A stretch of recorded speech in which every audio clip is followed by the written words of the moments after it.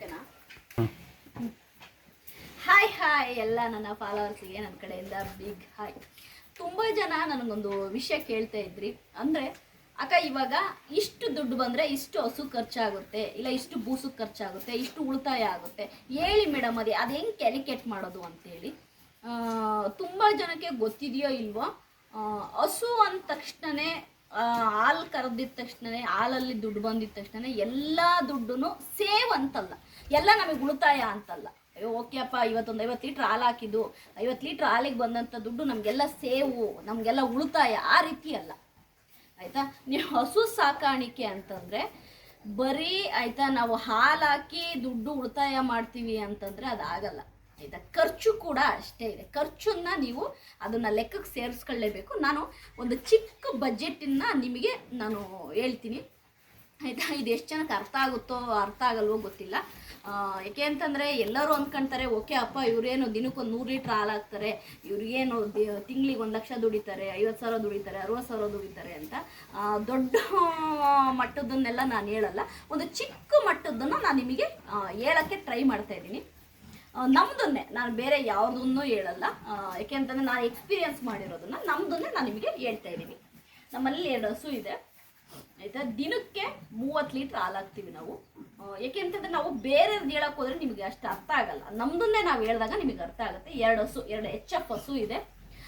ಕರು ಹಾಕಿ 1 ತಿಂಗಳಾಗಿದೆ. ಎರಡೂ ಕೂಡ ಆಯಿತಾ ಒಂದು 30 ಲೀಟ್ರ್ ಹಾಲು ಕೊಡ್ತವೆ ನಮಗೆ. ಒಂದು ದಿನಕ್ಕೆ 30 ಲೀಟ್ರ್ ಹಾಲು ಕೊಡ್ತವೆ. 30 ಲೀಟ್ರ್ ಹಾಲನ್ನು ನಾವು ಡೈರಿಗೆ ಹಾಕ್ತೀವಿ. ಡೈರಿ ಹೇಳ್ಬಿಡ್ತೀನಿ ನಾನು ಆಯಿತಾ. ನಾವು ಪ್ರೈವೇಟ್ ಡೈರಿಗೆ ಹಾಕ್ತೀವಿ, ಅಂದರೆ ಗೌರ್ಮೆಂಟ್ ಡೈರಿಗೆ ಹಾಕ್ತಾ ಇಲ್ಲ, ಪ್ರೈವೇಟ್ ಡೈರಿಗೆ ಹಾಕ್ತಾ ಇದ್ದೀವಿ. ಕಾರಣ ಇಷ್ಟೇ, ನಮಗೆ ಇದು ಹೊಸದಾಗಿರೋದ್ರಿಂದ ಸ್ವಲ್ಪ ನಮಗೆ ಟೈಮ್ನ ಮ್ಯಾಚ್ ಮಾಡೋಕ್ಕಾಗಲ್ಲ. ನಮ್ಮೂರಲ್ಲಿ ಗೌರ್ಮೆಂಟ್ ಡೈರಿ ಇಲ್ಲ. ಈ ಒಂದು ವಿಲೇಜ್, ನಮ್ಮ ವಿಲೇಜ್ ಹಳ್ಳೀಲಿ ಒಂದು ಗೌರ್ಮೆಂಟ್ ಡೈರಿ ಇಲ್ಲ. ಪಕ್ಕದೂರಿಗೆ ಹೋಗಿ ನಾವು ಗೌರ್ಮೆಂಟ್ ಡೈರಿಗೆ ನಾವು ಹಾಲು ಹಾಕಬೇಕು. ಅಷ್ಟು ನಮ್ಮ ಕೈಲಿ ಆ ಥರ ಹೋಗಿ ಹಾಕೋಕ್ಕಾಗಲ್ಲ. ಹಾಗಾಗಿ ನಾವೇನು ಮಾಡ್ತಾ ಇದೀವಿ ಅಂದರೆ ಪ್ರೈವೇಟ್ ಡೈರಿಗೆ ಹಾಕ್ತಾ ಇದ್ದೀವಿ. 30 ಲೀಟ್ರ್ ಹಾಲನ್ನು ಒಂದು ದಿನಕ್ಕೆ ನಾವು ಪ್ರೈವೇಟ್ ಡೈರಿಗೆ ಹಾಕಿದ್ರೆ ಆ ಫ್ಯಾಟ್ ಇದ್ದಂಗೆ ಆಯಿತಾ, ಫ್ಯಾಟು ಮತ್ತು ಎಸಿನಫ್ ಇದ್ದಂಗೆ ಒಂದು ದಿನ ನಿಮಗೆ 30 ಲೀಟ್ರಿಗೆ 1000 ರೂಪಾಯಿ ಸಿಗ್ಬೋದು, ಇಲ್ಲ 800 ರೂಪಾಯಿ ಸಿಗ್ಬೋದು, 700 ರೂಪಾಯಿ ಅಂದರೆ ಅದು ಹೆಂಗೆ ಬರುತ್ತೆ. ಒಂದಿನ 1 ಲೀಟ್ರಿಗೆ 31 ರೂಪಾಯಿ ಸಿಗುತ್ತೆ, ಒಂದಿನ 32 ಸಿಗುತ್ತೆ, ಒಂದಿನ 34 ಸಿಗುತ್ತೆ, ಒಂದಿನ 38 ಸಿಕ್ಕಿರೋದುಂಟು. ಅಂದರೆ ಆ ಫ್ಯಾಟ್ ಎಸಿನಫ್ ಹೆಂಗಿರುತ್ತೆ ಹಂಗೆ. ಒಂದು ಆವ್ರೇಜ್ ಅಂತ ನೋಡೋದಾದರೆ ಸ್ನೇಹಿತರೆ, ನಾನು ಒಂದು ಆವ್ರೇಜಾಗಿ ಹೇಳ್ಬಿಡ್ತೀನಿ. ತಿಂಗಳಿಗೆ 30,000 ರೂಪಾಯಿ ಹಾಲಿನ ಬಿಲ್ ಆಯಿತು, 30,000 ರೂಪಾಯಿ ಹಾಲಿನ ಬಿಲ್ ಆಯಿತು ಅಂತ ಅಂದ್ಕೊಂಡ್ರೆ ಆಯಿತಾ, 30,000ನೂ ನಮಗೆ ಉಳಿತಾಯ ಆಗುತ್ತಾ? ಓಕೆ ಅಪ್ಪ ಈ ತಿಂಗಳು ನಂಗೆ 30,000 ರೂಪಾಯಿ ಹಾಲಿನ ಬಿಲ್ ಆಯಿತು, ನಂಗೆ 30,000 ರೂಪಾಯಿನೂ ಉಳಿತಾಯ ಅಂತನಾ? ಹಂಗಲ್ಲ, ಆ ಥರ ಲೆಕ್ಕಾಚಾರನೇ ಅಲ್ಲ. ನಿಮಗೆ ಇದೊಂದು ಕ್ಲಿಯರಾಗೆ ಇದು 100% ಅಲ್ಲ, 1000% ಸತ್ಯ ಇದು, 1000% ಸತ್ಯ ಇದು. ನಿಮಗೆ ನೀವು ಹೆಂಗೆ ಇದು ಮಾಡ್ತೀರ ಹಂಗೆ ಇದು ಮಾಡಿ ಆಯಿತಾ. ಯಾಕಮ್ಮ 1000% ನಿಮಗೆ ನಾನು ಆನೆಸ್ಟಾಗಿ ಹೇಳೋಕ್ಕೆ ಇಷ್ಟಪಡ್ತಾ ಇದ್ದೀನಿ. ನಾನು ಇದನ್ನು ನಮ್ಮದು ಒಂದು ತಿಂಗಳು ಬಜೆಟನ್ನು ನಾನು ನಿಮ್ಮ ಮುಂದೆ ತಂದಿಟ್ಟಿದ್ದೀನಿ ನಾನು ಆಯಿತಾ. ನಾನು ಯಾವುದೇ ಮುಚ್ಚುಮರ ಇಲ್ಲಂಗೆ 30,000 ರೂಪಾಯಿ ಹಾಲಿನ ಬಿಲ್ ಆಯಿತು ಸ್ನೇಹಿತರೆ ಆಯಿತಾ. ಆ 30,000 ರೂಪಾಯಿನೂ ನಮಗೆ ಉಳಿಯುತ್ತಾ, ಉಳಿತಾಯನ ಅಂತ ಕೇಳಿದರೆ ನೋ ಆಯಿತಾ. ಇದು ನಮ್ಗೆ ಕ್ಲಿಯರಾಗಿ ತಿಳ್ಕೊಳ್ಳಿ, ನೋ. 30,000 ರೂಪಾಯಲ್ಲಿ ಆಯಿತಾ, ನಾನು ನಿಮಗೆ ಹೇಳ್ತಾ ಹೋಗ್ಬಿಡ್ತೀನಿ, ನಿಮಗೆ ಲೆಕ್ಕ ಪಟ್ ಅಂತ ಸಿಕ್ಬಿಡುತ್ತೆ. ನಮ್ಮದು ಇದಿಲ್ಲ, ಹಸಿಮೇವಿಲ್ಲ. ಹಸಿಮೇವನ್ನ ನಾವು ಈಗ ತಾನೇ ಹಾಕಿದ್ದೀವಿ, ಏನೋ ಮೆಕ್ಕೆಜೋಳ ಹಾಕಿದ್ದೀವಿ, ಮತ್ತು ಬಿಳಿ ಮೆಕ್ಕೆಜೋಳ ಸಪ್ಪೆ ಹಾಕಿದ್ದೀವಿ. ಇನ್ನೂ ಬರೋಕ್ಕೆ 1 ತಿಂಗಳು ಟೈಮ್ ಆಗುತ್ತೆ. ಅದಕ್ಕೆ ನಾವು ಶೈಲೇಜ್ ಯೂಸ್ ಮಾಡ್ತಾಯಿದ್ವಿ. 1 ತಿಂಗಳಿಗೆ ನನಗೆ 1/2 ಟನ್ ಶೈಲೇಜ್ ಬೇಕಾಯಿತು. 2 ಹಸುಗೆ 1/2 ಟನ್ನು ಶೈಲೇಜಿಗೆ ನಾನು ಈ ತಿಂಗಳು ತಂದಿರೋದು ನಾನು ನಿಮಗೆ ಹೇಳ್ತಿರೋದು 4,000 ರೂಪಾಯಿ ಶೈಲೇಜಿಗಾಗಿದೆ ಆಯಿತಾ. ನೀವು ಕೌಂಟ್ ಮಾಡ್ಕೊಂಡ್ರೆ ನಿಮಗೆ ಲೆಕ್ಕ ಇಲ್ಲೇ ಸಿಕ್ಬಿಡುತ್ತೆ. 4,000 ರೂಪಾಯಿ ಶೈಲೇಜಿಗೆ, ಸರಿನಾ ಆಯಿತಾ. 30,000 ರೂಪಾಯಿ ನಾನು ಹಾಲಿನ ಬಿಲ್ ತಗೊಂಡ್ರೆ 4,000 ರೂಪಾಯಿ ಶೈಲೇಜಿಗೆ ಹೋಯ್ತು. ನೀನು ಎಷ್ಟು ಉಳಿತು? 26,000 ರೂಪಾಯಿ ಉಳಿತು. 26,000 ರೂಪಾಯಲ್ಲಿ ಆಯಿತಾ, ಏನು ಬೂಸ ಅಂತ ಇದೆಯಲ್ಲ, ಏನು ಬೂಸ, ಈಗ ಒಂದು ಕಡ್ಡಿ ಬೂಸ ಇರ್ಬೋದು, ಕಡ್ಡಿ ಬೂಸ ಒಂದು 2 ಬ್ಯಾಗು ಕಡ್ಡಿ ಬೂಸ 1,350 ರೂಪಾಯಿ ಒಂದು ಬ್ಯಾಗು, ಅಲ್ಲಿಗೆ 2,700 ರೂಪಾಯಿ 2 ಪ್ಯಾಕೆಟ್ ಕಡ್ಡಿ ಬೂಸ, ಸರಿನಾ. 2,700 ರೂಪಾಯಿ ಹೋಯ್ತಲ್ಲಿ. 2,700 ರೂಪಾಯಿ ಹೋದರೆ 26,000 ರೂಪಾಯಲ್ಲಿ ನಿನ್ನೆ ಎಷ್ಟು ಉಳಿತು? ಹತ್ರ ನಿಮಗೆ ಒಂದು 23,000 ಚಿಲ್ಲರೆ ಉಳಿತು, ಸರಿನಾ. 23,000 ಚಿಲ್ಲರೆಯಲ್ಲಿ ಸ್ನೇಹಿತರೆ ಬ್ರ್ಯಾಂಡು ಆಯಿತಾ, ಒಂದು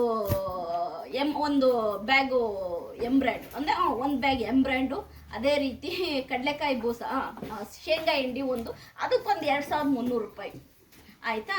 ಆ ಟೋಟಲ್ಗೆ ನಿಮಗೆ ನನ್ನ ಪ್ರಕಾರವಾಗಿ 10,000 ರೂಪಾಯಿ ಹೋಯ್ತು. 10,000 ರೂಪಾಯಿ ನಿಮಗೆ ಬೂಸ ಮತ್ತು ಶೈಲಜ್ಜಿಗೆ 10,000 ರೂಪಾಯಿ ಫಿನಿಶ್. ನಿನ್ನೆಷ್ಟು ಉಳಿತು? 20,000. 20,000 ರೂಪಾಯಲ್ಲಿ ಮತ್ತೇನು ಖರ್ಚು ಬರಲ್ವಾ ಅಂತ ನೀವು ಕೇಳೋದಾದರೆ ಆಯಿತಾ, ಏನಾದರೂ ನೀವು ಹಸುಗಳಿಗೆ ಆಯಿತಾ ಕೆತ್ತಲು ಭಾವವಾಗಿ ಏನೋ ಒಂದು ಮೆಡಿಸನ್ ತಂದು ಹಾಕಿದ್ರೆ ಇನ್ನೇನು ಅದು ಒಂದೂವರೆ ಸಾವಿರ ರೂಪಾಯಿ ನಿಮಗೆ ಏನಕ್ಕಾದ್ರೂ ಒಂದು ಖರ್ಚು ಬಂದೇ ಬರುತ್ತೆ ಆಯಿತಾ. ಒಂದೂವರೆ ಸಾವಿರ ರೂಪಾಯಿ ಅದಕ್ಕೆ ಖರ್ಚು ಬಂದೇ ಬರುತ್ತೆ. ಅಲ್ಲಿಗೆ ಟೋಟಲ್ಲು ಆಯಿತಾ ಒಂದು 11,000 ರೂಪಾಯಿ ಖರ್ಚಾಗಿದೆ. ನಾನು ಏನು ಗೊತ್ತಾ, ನಂದನ್ನೇ ಯಾಕೆ ನಾನು ನಿಮಗೆ ಹೇಳ್ತಾ ಇದ್ದೀನಿ ಅಂದರೆ ನಿಮಗೊಂದು ಕರೆಕ್ಟಾಗಿ ಒಂದು ಲೆಕ್ಕ ಸಿಕ್ಕಲಿ ಅಂತೇಳಿ 11,000 ರೂಪಾಯಿ ಖರ್ಚಾಗಿದೆ, ಸರಿನಾ. 11,000 ರೂಪಾಯಿ ಖರ್ಚಾಗಿ ನನಗೆ ಉಳಿದಂತಹ ಹಣ ಎಷ್ಟಪ್ಪ ಅಂದರೆ 19,000 ರೂಪಾಯಿ ನನಗೆ ಉಳಿದಿದೆ. 30,000 ರೂಪಾಯಿ ಹಾಲಿನ ಬಿಲ್ ತಗೊಂಡು ನನಗೆ 19,000 ರೂಪಾಯಿ ಉಳಿದಿದೆ ಆಯಿತಾ. ನೀವು ಕ್ಯಾಲ್ಕುಲೇಟ್ ಮಾಡ್ಕೊಂಡ್ರೆ ನಿಮಗೆ ಗೊತ್ತಾಗುತ್ತೆ. 19,000 ರೂಪಾಯಿ ನನಗೆ ಉಳಿದಿದೆ. ಅದರ ಅರ್ಥ ನೀವು ಕರೆಕ್ಟಾಗಿ ನಿಮಗೊಂದು ಆಯಿತಾ ಒಂದು ಐಡಿಯಾ ಸಿಕ್ಕಿದೆ ಅಂದ್ಕೊಂತೀನಿ. ಅಂದರೆ ಇಲ್ಲಿ ಆಯಿತಾ ನಿಮಗೆ ಮೇವಿಲ್ಲ ಅಂತಂದರೆ ಶೇಲೆ ತಂದಾಕಬೇಕು, ಅಲ್ಲಿ ನಿಮಗೆ ಹೊಡ್ತಾ ಬೀಳುತ್ತೆ, ಅಲ್ಲಿ ಲಾಸ್ ಆಗುತ್ತೆ. ಅದೇ ರೀತಿ ಆಯಿತಾ ನಿಮ್ಮ ಹಸುಗಳು ಆಯಿತಾ ಏನಾದರೂ ಕಮ್ಮಿ ಹಾಲು ಕೊಟ್ಟು ಅಂದರೆ ಅಲ್ಲಿ ಹೊಡ್ತಾ ಬೀಳುತ್ತೆ ಆಯಿತಾ. ಏನಾದರೂ ನಿಮ್ಮ ಹಸುಗಳಿಗೆ ಕೆತ್ತಲು ಭಾವ ಜ್ವರನೋ ಮತ್ತೊಂದು ಬಂತು ಅಂದರೆ ಅಲ್ಲಿ ಹೊಡ್ತಾ ಬೀಳುತ್ತೆ. ಎಲ್ಲವನ್ನೂ ತಡ್ಕೊಂಡು ಕೊನೆಗೆ ಏನು ಉಳಿಯುತ್ತಲ್ಲ ಅಮೌಂಟು ಅದು ನಿಮಗೆ ಉಳಿದಂಗೆ, ಸರಿನಾ. ಅಂದರೆ ನನ್ನ ಪ್ರಕಾರವಾಗಿ 30,000 ಹಾಲಿನ ಬಿಲ್ಲಾದರೆ ನಿಮಗೆ 15,000 ರೂಪಾಯಿ ಲೆಕ್ಕ ಇಟ್ಕೋಬೇಕು.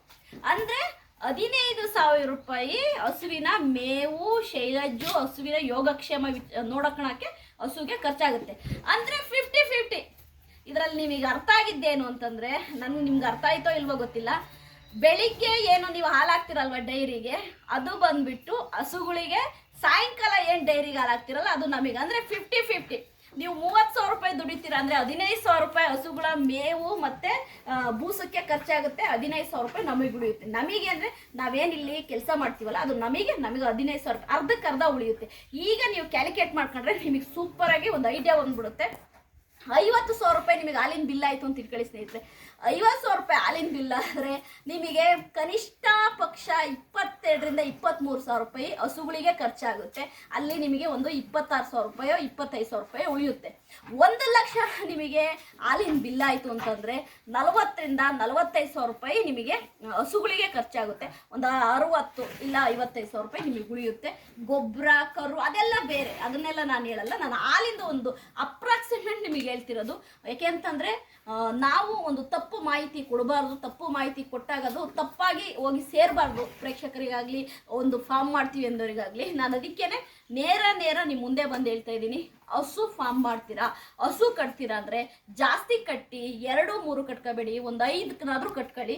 ಅವಾಗ ಸ್ವಲ್ಪ ವರ್ಕೌಟ್ ಆಗುತ್ತೆ. ನಿಮಗೆ 30,000 ಹಾಲಿನ ಬಿಲ್ ಆದರೆ ಅದರಲ್ಲಿ 15,000 ಮಾತ್ರ ಉಳಿತಾಯ ಆಗೋದು. 50,000 ಹಾಲಿನ ಬಿಲ್ ಆದರೆ ನಿಮಗೆ 25,000 28,000 ಮಾತ್ರ ಉಳಿತಾಯ ಆಗೋದು. 1,00,000 ಹಾಲಿನ ಬಿಲ್ ಆಯಿತು ಅಂದರೆ ನಿಮಗೆ ಒಂದು 40,000 ರೂಪಾಯಿ ಹಸುಗಳಿಗೆ ಖರ್ಚು ಬರುತ್ತೆ, 60,000 ರೂಪಾಯಿ ಉಳಿತಾಯ ಬರುತ್ತೆ. ನಾನು ಬರೀ ಹಾಲಿಂದ ಹೇಳ್ತಾ ಇದ್ದೀನಿ, ಬೇರೆದೆಲ್ಲ ಆಮೇಲೆ. ನಾನು ಯಾಕೆ ನಿಮಗೆ ಹಾನೆಸ್ಟಾಗಿ ಹೇಳ್ತಾ ಇದ್ದೀನಿ ಅಂತಂದರೆ, ದಯವಿಟ್ಟು ಒಂದು ಇಷ್ಟ ಅಲ್ಲ 100 ನೀವೇ ಲೆಕ್ಕಾಚಾರ ಮಾಡಿಬಿಡಿ. ನೀವೇ ಕ್ಯಾಲ್ಕುಲೇಟ್ ಮಾಡಿ 100 ಲೀಟ್ರ್ ಹಾಲು ಹಾಕಿದರೆ 3,500 ಬರುತ್ತೆ. ದಿನಕ್ಕೆ 3,500, ತಿಂಗಳಿಗೆ ಆಯಿತಾ 1,00,000 ಚಿಲ್ಲರೆ. ಹಾಗೆ ಅರ್ಧದಷ್ಟು ಸ್ನೇಹಿತರೆ, ಅರ್ಧದಷ್ಟು ಅಂದರೆ ನಿಮಗೆ ತಿಂಗಳಲ್ಲಿ ಬರುವಂತಹ ಹಾಲಿನ ಬಿಲ್ಲಲ್ಲಿ ಅರ್ಧದಷ್ಟು ನಿಮಗೆ ಹಸುಗಳ ಆಯಿತಾ ಮೇವಿಗೆ ಮತ್ತು ಹಿಂಡಿಗೆ ಹೋಗುತ್ತೆ. ನನ್ನ ವಿಡಿಯೋ ನಿಮಗೆ ಇಷ್ಟ ಆಗಿದೆ ಅನ್ಕೊಂತೀನಿ. ನಾನು ಡೀಟೇಲಾಗಿ ನಿಮ್ಗೆ ಹೇಳ್ಬಿಟ್ಟಿದ್ದೀನಿ. ಇಲ್ಲಿ ಯಾವುದೇ ಮುಚ್ಚುಮರೆ ಇಲ್ಲ. ಯಾರಾದರೂ ಹಸು ಫಾರ್ಮ್ ಮಾಡ್ತೀರಾ, ಯಾರಾದರೂ ಹಸು ಸಾಕಾಣಿಕೆ ಮಾಡ್ತೀರಾ ಅಂದರೆ ಒಂದು ಭಾಗ ನಿಮಗೆ, ಒಂದು ಭಾಗ ಹಸುಗೆ. ಅಂದರೆ ಬೆಳಗ್ಗೆ ಹಾಲನ್ನ ನೀವೇನು ಡೈರಿಗೆ ಹಾಕ್ತಿರಲ್ಲ ಅದು ಹಸುಗಳಿಗೆ, ಸಂಜೆ ಡೈರಿಗೆ ಏನು ಹಾಲು ಹಾಕ್ತಿರಲ್ಲ ಅದು ನಿಮಗೆ. ಅಂದರೆ 100 ಲೀಟ್ರನ್ನ ನೀವು ಒಂದು ದಿನಕ್ಕೆ ಡೈರಿಗೆ ಹಾಕ್ತೀರ ಅಂದರೆ 50 ಲೀಟ್ರು ಹಸುವಿನ ಯೋಗಕ್ಷೇಮ ಅಂದರೆ ಹಾಲು ಮತ್ತು ಮೇವು ಮತ್ತು ಬೂಸಕ್ಕೆ ಹೋಗುತ್ತೆ. ಒಂದು ಭಾಗ ನಿಮಗೆ ಸಿಗುತ್ತೆ. ಒಟ್ಟಾರೆ 50-50. 1,00,000 ಆದರೆ 50,000 ನಿಮಗೆ, 50,000 ಹಸುಗಳಿಗೆ. ಇದು ನಿಮಗೆ ಯೂಸ್ಫುಲ್ ಆಗಿರುತ್ತೆ ಅಂದ್ಕೊಂಡಿದ್ದೀನಿ. ಬಾಯ್.